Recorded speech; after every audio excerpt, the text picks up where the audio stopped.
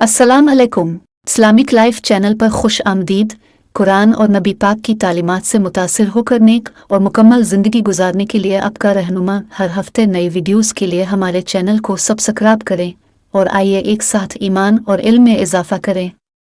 सूरज सहरा की रेत पर ढल गया जब बनी इसराइल के नबी हज़रत मूसा अलैहिस्सलाम ने अपनी कौम को बियाबान में ले जाया। वो कई दिनों से सफ़र कर रहे थे, सुकून से अल्लाह की इबादत करने के लिए जगह की तलाश में थे, लेकिन चिलचिलाती गर्मी और खुश्क ज़मीन की तज़ीन लामुतनाही लग रही और लोग प्यासे और थके हुए थे। हज़रत मूसा ने अपनी कौम की खैर खाई के लिए अल्लाह से हिदायत की दुआ की।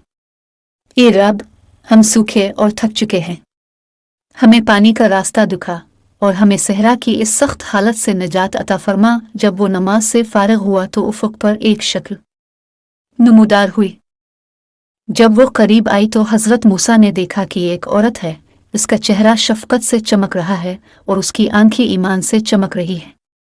उसने अपना तारुफ हज़रत सफ़ूरा के तौर पर कराया, जो अल्लाह की एक मुत्तकी और परहेज़गार बंदा थी। हज़रत मूसा उनकी ज़ाहिरी और बातनी खूबसूरती से मुतासिर हुए और महसूस किया कि वो एक ख़ास रूह है। हज़रत सफ़ूरा ने हज़रत मूसा से कहा कि वो भी मदद के लिए दुआएं कर रही थी और अल्लाह ताला ने उन्हें इस मकाम तक पहुंचाया ताकि नबी पाक और आपकी कौम की मदद की जा सके। वो करीब ही एक छुपे हुए चश्मे के बारे में जानती थी जिसे इसने उन्हें दिखाने की पेशकश की थी। बहुत खुशी हुई। हज़रत मूसा और उनकी कौम हज़रत सफ़ूरा के पीछे हौज़ तक गए, जहां उन्होंने अपनी प्यास बुझाई और उनकी रूहों को जिंदा किया। जब वो साए में आराम कर रहे थे तो हज़रत मूसा ने हज़रत सफ़ूरा की तरफ मुतवज्जे होकर उनसे शादी की दरख्वास्त की।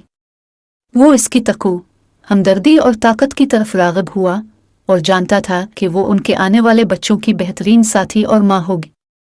हज़रत सफ़ूरा ने आजिज़ी से इस तजवीज़ को कबूल कर लिया और उनकी शादी एक सादा मगर खूबसूरत तक़रीब में कर दी गई।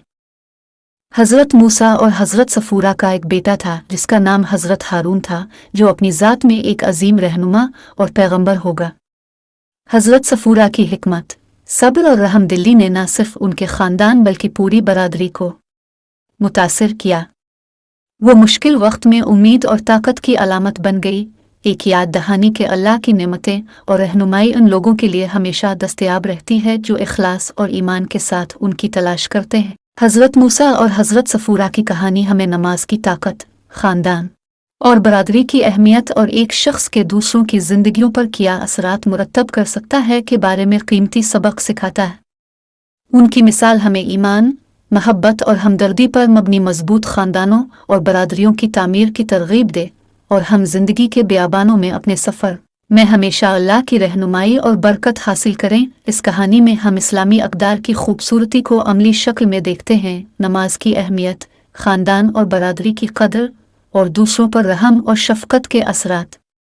हम इन अक़दार को अपनी ज़िंदगियों में नक़ल करने की कोशिश करें।